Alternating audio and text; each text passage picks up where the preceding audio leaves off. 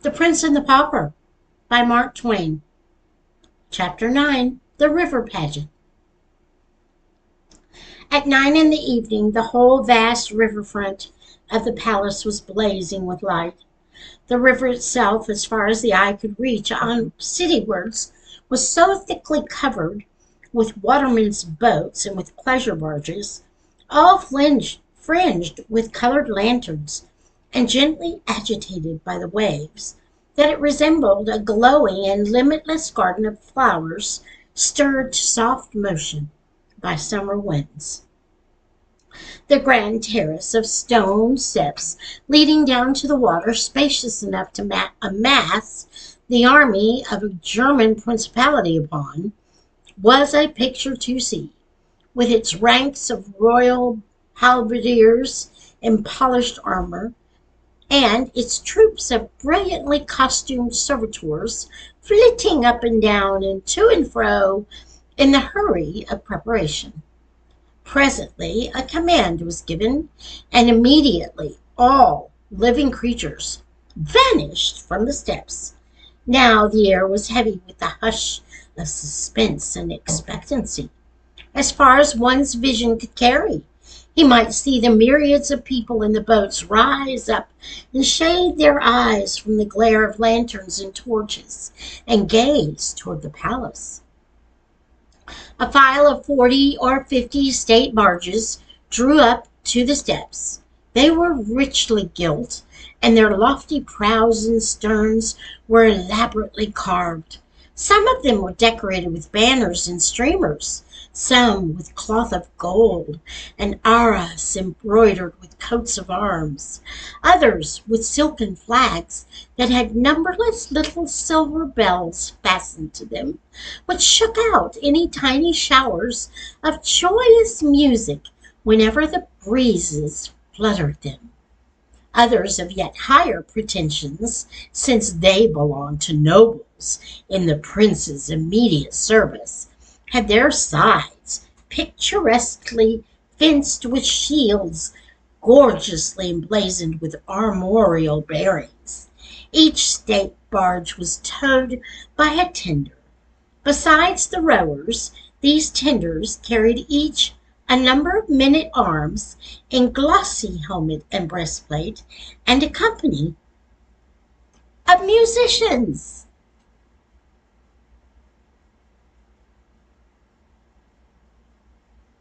The advanced guard of the expected procession now appeared in the great gateway, a troop of halberdiers. They were dressed in striped hose of black and tawny, velvet caps graced at the sides with silver roses, and doublets of murrey and blue cloth, embroidered on the front and back with 3 feathers, the prince's blazon, woven in gold. Their halberd staves were covered with crimson velvet, fastened with gilt nails and ornamented with gold tassels. Filing off on the right and left, they formed 2 lines, extending from the gateway of the palace to the water's edge.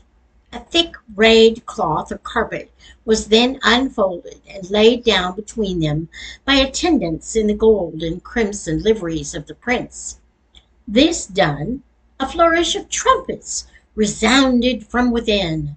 A lively prelude arose from the musicians on the water, and 2 ushers with white wands marched with a slow and stately pace from the portal.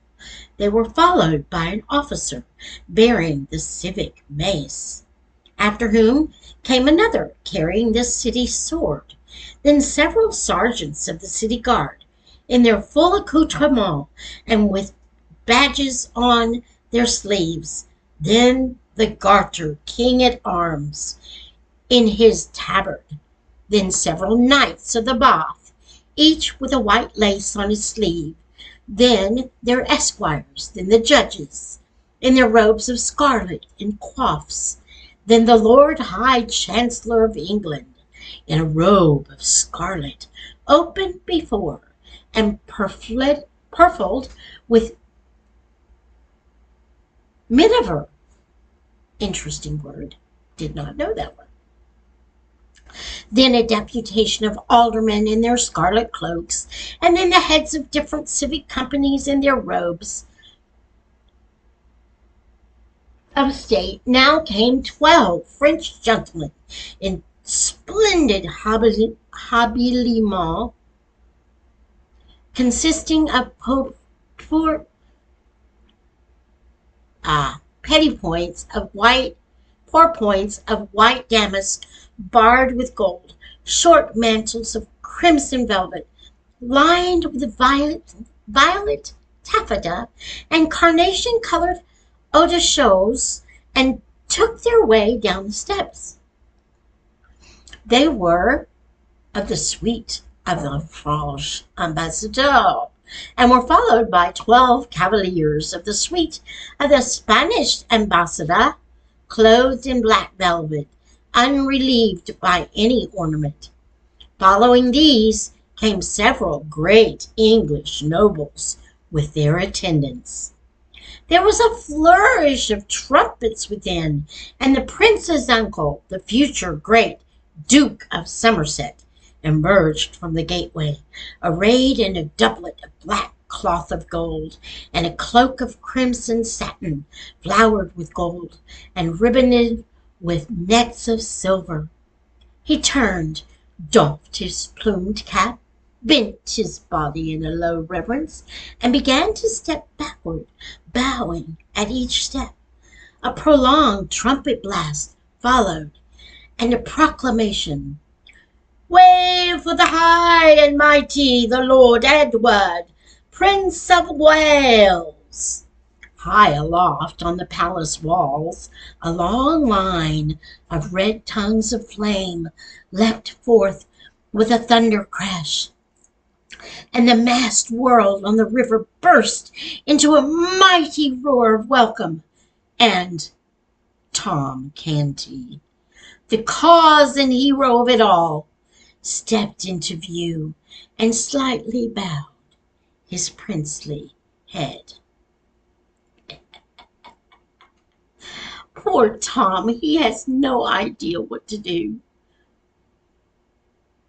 He was magnificently habited in a doublet of white satin with a front piece of purple cloth of tissue, powdered with diamonds and edged with ermine. Over this he wore a mantle of white cloth of gold, pounced with the triple feathered crest, lined with blue satin, set with pearls and precious stones, and fastened with a clasp of brilliants. About his neck hung the Order of the Garter, and several princely foreign orders, and wherever light fell upon him, jewels responded with a blinding flash. Oh, Tom Canty, born in a hovel, bred in the gutters of London, familiar with rags and dirt and misery, what a spectacle is this! And that is the end of chapter 9 of The Prince and the Pauper. Wow, how cool was that? It must have been a sight to see. Okay, lots of words in there that need to be defined, such as tabard and coifs and purfled and miniver. Good words. So I'm sure your vocabulary list is very long. I leave you to it. Until next time, may the Lord bless you and keep you. May he make his face to shine upon you and be gracious to you. May the Lord lift up his countenance upon you and grant you his peace.